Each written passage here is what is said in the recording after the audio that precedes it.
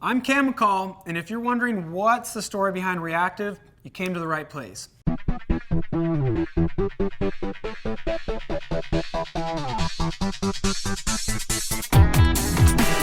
What do Formula One and mountain biking have in common?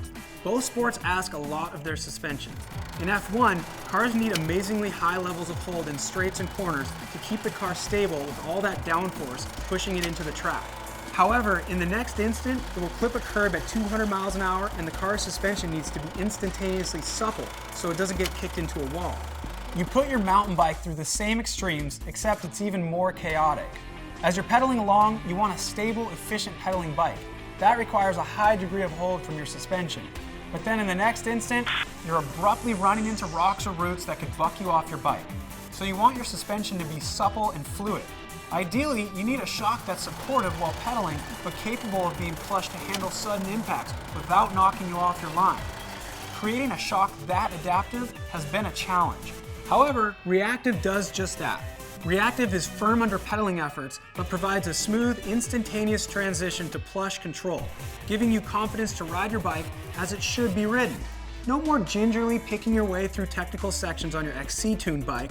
No more suffering on the climbs on your trail-tuned bike. The key point is that reactive gives you the best of both worlds all the time. It's not two settings that you need to switch between, but an integral part of the rear shock's design that ensures you're ready for any obstacle the trail throws your way. Reactive was developed in collaboration with Trek and the experts at Penske Racing Shocks, the global leader in custom design for the top Formula One teams. Then we turned to Fox and RockShox for implementation. It's the best minds in suspension design, seeking out the most intuitive suspension technology mountain biking has ever seen. So how does it work?